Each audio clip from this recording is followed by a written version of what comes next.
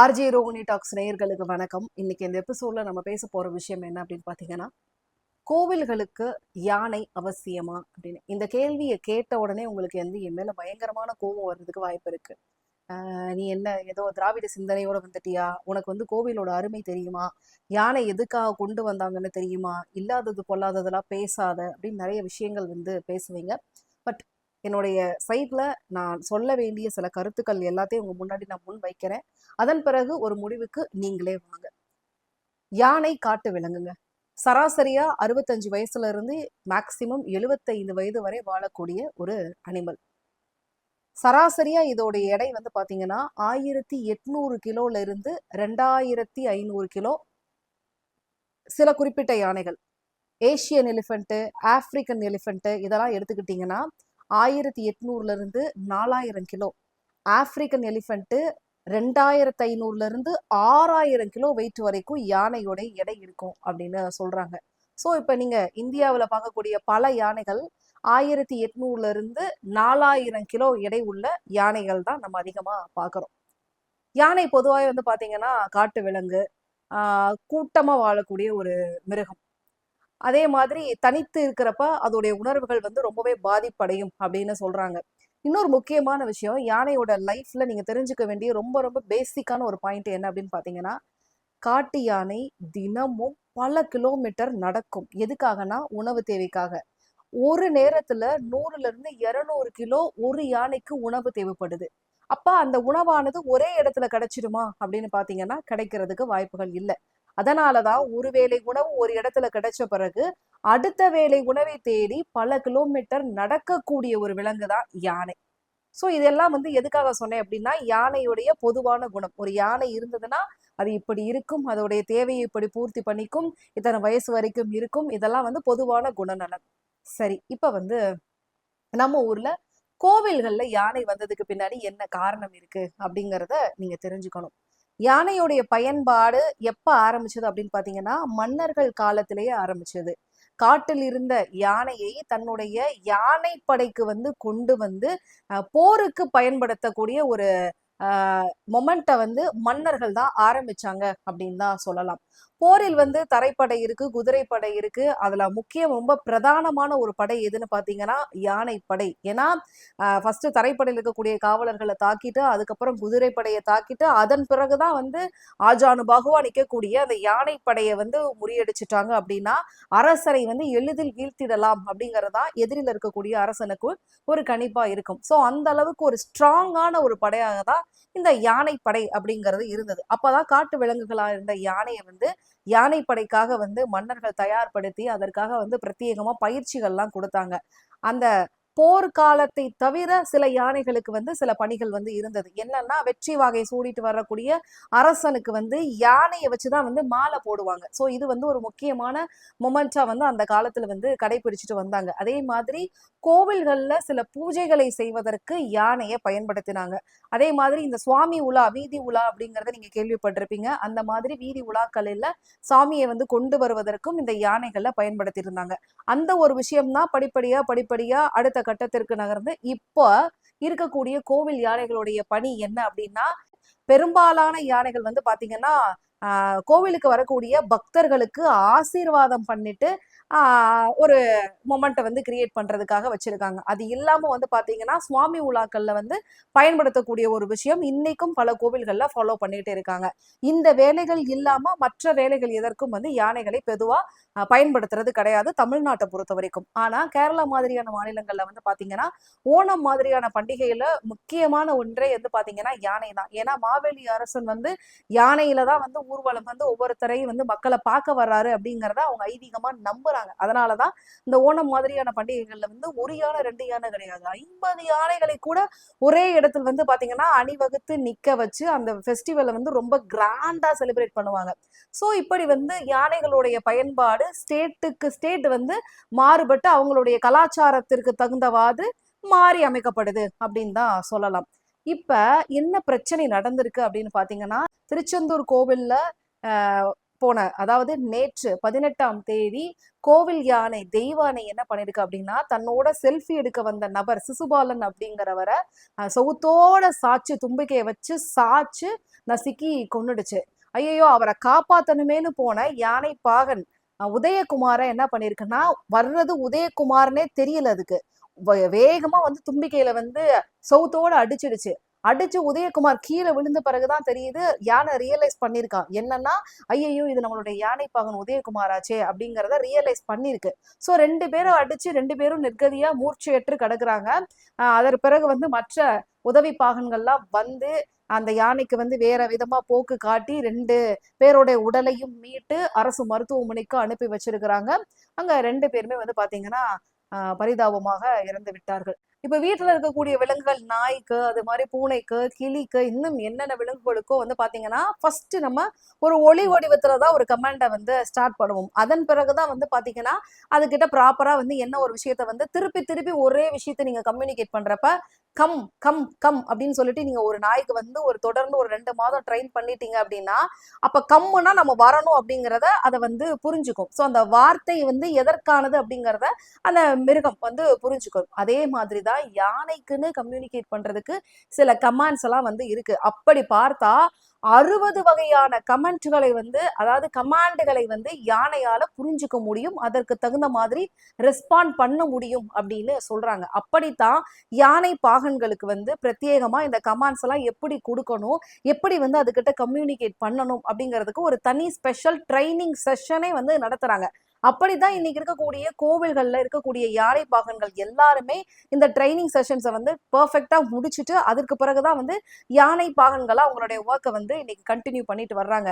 நீங்க எனக்கு யானை பாகனா இருக்கணும்னு ஆசை, எனக்கு ரொம்ப பிடிக்கும், அனிமல்ஸ்லாம் ரொம்ப பிடிக்கும், நான் உடனே இன்னைக்கு ஒரு பாகனா ஆகணும் அப்படின்னு நினைச்சாலாம் முடியாது.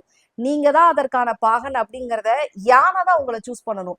நீங்க வந்து அந்த யானையை சூஸ் பண்ண முடியாது. ஸோ அது வந்து ஓரளவுக்கே ஒரு மாத காலத்திலே வந்து யானை வந்து தெரிஞ்சுக்குமா, ஓகே இவரை வந்து நம்ம கம்யூனிகேட் பண்றதுக்கான ஒரு கம்யூனிகேட்டரா செலக்ட் பண்ணிக்கலாம் அப்படிங்கிற மாதிரி யானை செலக்ட் பண்ணிடும். அதன் பிறகுதான் வந்து பாத்தீங்கன்னா பாகனால வந்து யானையோட வந்து க்ளோஸ் ஆகவே முடியும். அதனாலதான் நீங்க யானை பாகன்களை பாத்தீங்க அப்படின்னா எத்தனை வருஷமா அந்த யானையோட இருக்கிறீங்க அப்படின்னா 15 வருஷம் 20 வருஷம் அப்படின்னு வந்து எல்லாருமே சொல்லுவாங்க. ஏன்னா அவ்வளவு நேரம் வந்து தேவைப்படுது ஒரு கம்யூனிகேஷனை வந்து ப்ராப்பரா பண்றதுக்கு. சரி, தெய்வானை யானையை பொறுத்த வரைக்கும் பாத்தீங்கன்னா இது 6 வயசுல வந்து இதோட கூட வந்து குமரன் அப்படிங்கிற இன்னொரு யானையும் வந்திருக்கு. 2015 குமரன் யானைக்கு வந்து உடல்நிலை சரியில்லாம இறந்திருக்கு. அதன் பிறகு தனிமையில இருந்த தெய்வானை யானை அந்த நேரத்திலேயே 2 பேரை வந்து பாத்தீங்கன்னா தாக்கி அவங்க 2 பேருமே இறந்து போயிருக்காங்க. அதன் பிறகு வந்து மீண்டும் இந்த யானையை வந்து அஸ்ஸாம்ல இருந்து குத்தகைக்காக எடுத்திருக்காங்க.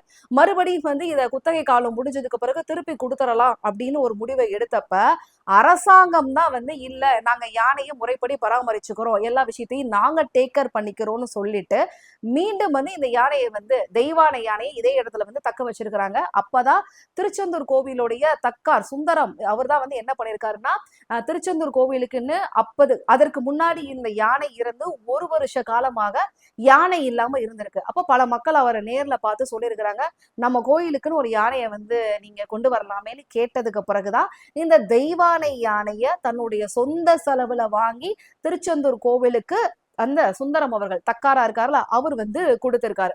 அப்படித்தான் தெய்வானை திருச்செந்தூர் கோவிலுக்கு வந்து வந்ததுல இருந்தே உதயகுமார் கூட வந்து ரொம்ப ரொம்ப சாஃப்டா நல்லா வந்து கோஆபரேட் பண்ணுச்சு.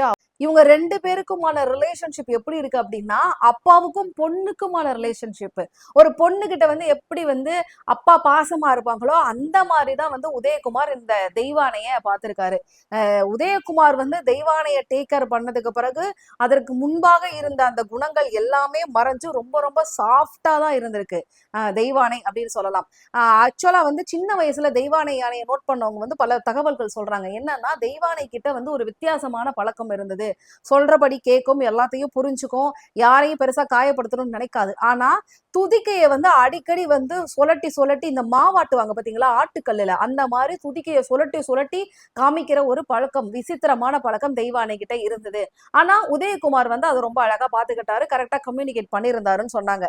இப்ப பிரச்சனை என்ன அப்படின்னு பாத்தீங்கன்னா யாருன்னே தெரியாத புது நபரா வந்த சிசுபாலன் பக்கத்துல வந்து செல்ஃபி எடுக்க ட்ரை பண்ணிருக்காரு. அதன் பிறகு கிளம்புறப்ப வந்து பாத்தீங்கன்னா வரட்டா அப்படின்னு சொல்லிட்டு போயிருக்காராம். அது வந்து தன்னை தாக்க வர்றாரோ, இவர் யார் நம்ம மேல கை வைக்கிறாரு அப்படிங்கிறத ஏத்துக்க முடியாத தெய்வானை தான் என்ன பண்ணிருக்குன்னா ஒரே விரட்டுல துதிக்கைய வச்சு செவுத்தோட அவர் வந்து அடிச்சிருக்கு. ஐயோ, சிசுபாலன் அவருடைய சொந்தக்காரர், யாரு, யானைப்பாகனுடைய சொந்தக்காரர், ஐயோ அவரை காப்பாத்தணும்னு சொல்லிட்டு பின்பக்கமா இருந்து குரல் எதுவுமே எழுப்பாம உதயகுமார் வந்ததுதான் அவரையும் தாக்கியதற்கான காரணம்னு சொல்றாங்க. என்னன்னா யானைப்பாகனுடைய குரல் வந்து நல்லா ரெஜிஸ்டர் ஆயிருக்கும். ஒருவேளை உதயகுமார் சவுண்ட வந்து ரைஸ் பண்ணிட்டு தெய்வானையை வந்து அமைதியா இருன்ற மாதிரி அந்த கம்யூனிகேஷன் சவுண்ட ரைஸ் பண்ணிட்டு முன்பக்கமா வந்திருந்தாரு அப்படின்னா தெய்வானை அவரை தாக்கி இருக்காது அப்படின்னு சொல்றாங்க. வாய்ஸ் எதுவுமே, ஏன்னா பதட்டத்துல சிசுபாலன் கீழே விழுந்து கிடக்குறாரு, பதட்டத்துல எதுவுமே பண்ணாம அவரை காப்பாத்தணும்னு வந்த உடனே அப்படியே வந்து செவுத்தோட வந்து நம்ம உதயகுமாரையும் வந்து தாக்குனதுக்கு பிறகுதான் மூர்ச்சையாகி போயிருக்கிறாங்க. இதுல இன்னொரு விஷயத்தையும் சொல்றாங்க. தன்னோட செல்ஃபி எடுக்க வந்த சிசுபாலனை தாக்கிய விதத்திற்கும் உதயகுமாரை தாக்கிய விதத்திற்கும் டிஃபரன்சஸ் இருக்கா. இவரை வந்து மூர்க்கத்தனமா தாக்கி இருக்கு, ஆனா உதயகுமாரை பொறுத்த வரைக்கும் அப்படி ஒரு தாக்குதலை அது கொடுக்கல அப்படின்ற வந்து சொல்லியிருக்காங்க. அதன் பிறகு, அதாவது தாக்கி மூர்ச்சையாய் கடந்த பிறகுதான் உதயகுமார் தன்னுடைய பாகன் அப்படிங்கறத ரியலைஸ் பண்ணி அவர்கிட்ட துதிக்கையை வச்சு அவரை எழுப்புறதுக்கு முயற்சி பண்ணிருக்கிறதா அந்த இன்சிடென்ட்டை பார்த்த நிறைய பக்தர்களும் அங்க இருந்த நபர்களும் வந்து சொல்றாங்க. சோ இப்படிப்பட்ட விஷயம் நடந்ததுக்கு பிறகு இன்னொரு உதவி பாகன் வந்து 2 உடல்களையும் மீட்டு அதற்கு பிறகு நடந்த சம்பவங்கள் எல்லாத்தையுமே வந்து நான் உங்களுக்கு சொல்லியிருக்கேன். இந்த இன்சிடென்ட் நடந்து 4.5 மணி நேரமாக தெய்வானை எதையுமே சாப்பிடல. அதை கன்வின்ஸ் பண்றதுக்கு ரொம்ப ரொம்ப டைம் தேவைப்பட்டுச்சு அப்படின்னு சொல்றாங்க. ஏன்னா ரொம்ப உக்கிரமா கோவமா இருக்கும் அப்படிங்கிறதுக்காக குளிர்ச்சியான தண்ணீரை வந்து தெய்வானை மேல அடிச்சிருக்காங்க. அதன் பிறகு வந்து சாப்பாடு எத்தனையோ முறை அதுக்கு பிடிச்ச சாப்பாடு கொடுத்தும் கூட அதை தொட கூட இல்லையா. 4.5 மணி நேரம் கழிச்சதுக்கு பிறகுதான் அது வந்து அவங்க வச்ச உணவை வந்து சாப்பிடவே ஸ்டார்ட் பண்ணிருக்கு. இதனால இப்ப விலங்கு நல ஆர்வலர்கள், அதற்கப்புறம் முறைப்படி யானைக்கு வந்து பயிற்சி கொடுக்கக்கூடிய நபர்கள் எல்லாருமே அந்த இடத்திற்கு வரவழைக்கப்பட்டு 2-3 நாட்கள் தெய்வானையை கண்காணிச்சு அதோடைய உடல் நலம் எப்படி இருக்கு, மனநலம் எப்படி இருக்கு அப்படிங்கிறத பக்கத்துல இருந்தே பார்த்ததுக்கு பிறகுதான் போவாங்க அப்படின்னு சொல்லிட்டு நிர்வாகத்துடைய தரப்புல இருந்து நமக்கு தகவல்கள் சொல்லியிருக்காங்க. சோ இது நடந்த இன்சிடென்ட். இது இல்லாம இன்னொரு விஷயத்த வந்து இந்த இடத்துல நான் பதிவு பண்ணணும் அப்படின்னு நினைக்கிறேன். ஏன் கோவில்களில் யானை அவசியமா அப்படின்னு கேட்கறதுக்கு பின்னாடி ஒரு முக்கியமான காரணம் இருக்கு. இந்த வேலையை பிடிச்சு செய்யணும் அப்படிங்கிறது நாம் எடுக்கக்கூடிய முடிவா இருக்கு. ஒருவேளை அது நமக்கு பிடிக்கல அப்படின்னாலும் சூழல் நம்மள வந்து அப்படி தள்ளப்பட்டுச்சு அப்படின்னா கூட எவ்வளவு ஸ்ட்ரெஸ்ஸோட வந்து அந்த ஒரு வேலையை நம்ம செய்யறோம் அப்படிங்கிறத இன்னைக்கு நீங்க வேலை பார்க்குற அத்தனை பேருமே இதை வந்து ஃபேஸ் பண்ணிருப்பீங்க. அதே மாதிரிதான் யானை இந்த வேலையை செய்யணும் அப்படிங்கிறது யானைக்கு பிடிச்சிருக்கா அப்படிங்கிற ஒரு கேள்வி எல்லாருக்குமே இருக்கு. அப்படித்தான் கோவில்கள்ல அந்த யானைகளை வந்து பயன்படுத்துற விதத்துல அந்த யானைக்கு எந்த அளவுக்கு அதுல உடன்பாடு இருக்கு அப்படிங்கறதுல மிகப்பெரிய கேள்விகள் இருக்கு. ஏன்னா எந்த யானையும் வாயை திறந்து இந்த கோவிலில் நான் பணி செய்வதற்காக நான் எனக்கு ரொம்ப ஆசையா இருக்கு, இந்த இடத்துல பக்தர்களுக்கு ஆசீர்வாதம் வழங்குறதுல எனக்கு ரொம்ப பிடிச்சிருக்கு அப்படிங்கிற ஒரு விஷயத்த சொல்லல. அப்படி இருக்கும்போது யானைகளுக்கும் அந்த உரிமை இருக்கு அப்படிங்கிறது முதல் பாயிண்ட். 2வது பாயிண்ட் வந்து ரொம்ப ரொம்ப முக்கியமான பாயிண்ட். காற்றுல இருக்கக்கூடிய யானை விரும்பி சாப்பிடக்கூடிய உணவுகள் என்ன என்ன அப்படின்னு பாத்தீங்கன்னா புற்கள், அதுவும் இல்லாம மூங்கில். இது 2 தான் வந்து பாத்தீங்கன்னா யானையுடைய பிடித்தமான உணவு. ஆனா இன்னைக்கு பெரும்பாலும் கோவில்களிலேயோ இல்ல தனிநபர்கள் வளர்க்கக்கூடிய யானைகளுக்கு கவலமா உருட்டி சோறு ஊட்டுறாங்க. இது வந்து காட்டுல இருக்க யானை வந்து எப்படிங்க இப்படி கவலமா சோறு தின்னும் அப்படிங்கிற ஒரு மிகப்பெரிய கேள்வி வருது. இப்ப தமிழ்நாட்டுல இருக்கக்கூடிய நிறைய யானைகளுடைய உடல் நலத்தை செக் பண்றப்ப பெரும்பாலான யானைகளுக்கு காச நோயும் சுகரும் இருக்குதாம். இது வந்து அந்த யானைக்கு நாம் செய்யக்கூடிய மிகப்பெரிய துரோகம் அப்படின்னு சொல்லிட்டு விலங்கு நல ஆர்வலர்கள் பெரும்பாலோர் சொல்லியிருக்கிறாங்க. ஏன்னா யானைக்கு பிடித்த உணவை நம்ம கொடுக்கறது கிடையாது. அது இல்லாம நமக்கு என்ன உணவெல்லாம் கிடைக்குதோ அதை வந்து உருட்டி உருட்டி யானைக்காக கொடுத்து கொண்டிருக்கிறோம் அப்படிங்கிறது 2வது குற்றச்சாட்டை முன்வைக்கிறாங்க. 3வது, நான் ஆல்ரெடி சொல்லியிருந்தேன், யானை வந்து தனித்து வாழக்கூடிய விலங்கு கிடையவே கிடையாது, கூட்டமாகத்தான் இருக்கும். ஒரு யானைக்கு பிரசவம் நடந்தது அப்படின்னா அந்த குட்டி யானை 120 கிலோ வெயிட் இருக்கும். அது எந்திரிச்சு சுயமா ஓரளவுக்கு வளர்ந்து இந்த உணவு தேட தொடங்குற வரைக்கும் சுத்தி இருக்கக்கூடிய எல்லா யானைகளும் அந்த ஃபேமிலிக்கு, அந்த பர்டிகுலர் குட்டி யானைக்கு ஆதரவா கூட்டமா நின்று எல்லாத்தையும் வந்து பாதுகாக்கும். அதுதான் வந்து யானையுடைய பெரும் பலமே. அத்தனை யானைகள் சேர்ந்து இருந்தது அப்படின்னா எதிரில 10 சிங்கம் வந்தாலும் புலி வந்தாலும் வந்து ஒண்ணுமே பண்ண முடியாது அப்படின்னு சொல்றாங்க. அப்படி கூட்டமாக வாழக்கூடிய யானைய இப்ப வந்து கோவில்கள்ல தனிமைப்படுத்தி விடுவது அதற்கு வந்து மிகப்பெரிய மன அழுத்தத்தை உருவாக்குது அப்படின்னு சொல்றாங்க. இன்னொரு முக்கியமான விஷயம் என்னன்னு பாத்தீங்கன்னா, கோவில்கள்ல வளர்க்கக்கூடிய யானைய முறைப்படி இனப்பெருக்கத்திற்கான கால அவகாசத்தையும் அதற்கான வாய்ப்புகளையும் கொடுக்கறாங்களா அப்படின்னு பாத்தீங்கன்னா அது பெரும்பாலும் நடப்பது கிடையாது. நீங்க நிறைய பேர் செல்ல பிராணிகளை வீட்டுல வளர்க்குறீங்க, அதோடைய கரெக்டான இனப்பெருக்க காலம் வந்த உடனே நிறைய மக்கள் என்ன பண்றாங்கன்னா அதற்கான சரியான ஜோடி யாரு அப்படிங்கிறத தேர்ந்தெடுத்து அதற்கான வேலைகளை பண்றாங்க. ஆனா ஒரு சிலர், நான் பார்த்தவரை என்னுடைய நண்பர்களே அந்த அந்த பிராணிகளுடைய மனநிலை எப்படி இருக்கும் அப்படிங்கறத புரிஞ்சுக்காம அது ஒண்ணும் இல்ல அப்புறமா சரியா போயிடும் அப்படின்னு சொல்றாங்க. இதெல்லாம் எவ்வளவு பெரிய வன்முறை அப்படிங்கறத அவங்க தெரிஞ்சு பண்றாங்களா தெரியாம பண்றாங்களான்னு தெரியல. அதே மாதிரி இன்னைக்கு நிறைய வீட்டுகள்ல வளர்க்கக்கூடிய யானையா இருந்தாலும் சரி, கோவில்ல வளர்க்கக்கூடிய யானைக்கும் மன அழுத்தங்கிறது ரொம்ப ரொம்ப ஜாஸ்தியா இருக்கு அப்படின்னு சொல்றாங்க. ஏன்னா அதற்கு வந்து தனிமையில இருக்கு ஒண்ணு, அதற்கான இனப்பெருக்க காலத்திற்கான தேவை பூர்த்தி செய்யப்படவில்லை அப்படிங்கிறது இன்னொரு முக்கியமான பாயிண்ட். நாலாவதா நான் சொல்ல வர விஷயம் என்ன அப்படின்னு பாத்தீங்கன்னா, யானையுடைய பாதம் ரொம்ப ரொம்ப மென்மையானது. பாக்குறதுக்கு முரட்டுத்தனமான விலங்கா இருந்தாலும் இந்த உள்ளங்கையில உங்களுக்கு எவ்வளவு சாஃப்டா வந்து நீங்க ஃபீல் பண்றீங்க, அதே மாதிரிதான் யானையோட பாதம் வந்து அவ்வளவு சாஃப்டா இருக்குமா. அப்ப அத இன்னைக்கு நம்ம வந்து நம்மளை சுற்றி இருக்கக்கூடிய சிமெண்ட் தரையிலையோ ரோடுகள் இருக்கக்கூடிய தார் சாலைகளிலேயோ நடக்க வச்சு அங்கேயே வந்து தங்க வைக்கிறப்ப அதற்கு வந்து கால்கள்ல புண்களும் கொப்பளங்களும் அதிகப்படியா ஏற்படுறதுக்கு வாய்ப்புகளும் இருக்கு. ஸோ இந்த மாதிரியான எக்ஸ்டர்னல் ஃபேக்டர்ஸும் யானையுடைய ஹெல்த்தை வந்து பெரும்பாலும் பாதிக்கும்னு சொல்றாங்க. நீங்க பெரும்பாலும் கோவில்கள்ல ஆண் யானைகள் எதையாவது வளர்க்குறாங்களான்னு பாத்தீங்கன்னா கிடையாது. ஏன்னா ஆண் யானைகளையே வளர்க்க கூடாதுன்னு சொல்லியிருக்காங்க. பெரும்பாலும் ஒவ்வொரு ஆண் யானைக்கும் ஒரு குறிப்பிட்ட காலத்துல வந்து பாத்தீங்கன்னா மதம் பிடிக்கும், அதாவது இந்த மஸ்து வெளியேறும்னு சொல்லுவாங்கல்ல, அந்த ஒரு சூழல் வந்து ஆண் யானைகளுக்கு கண்டிப்பா நடந்தே தீரும்.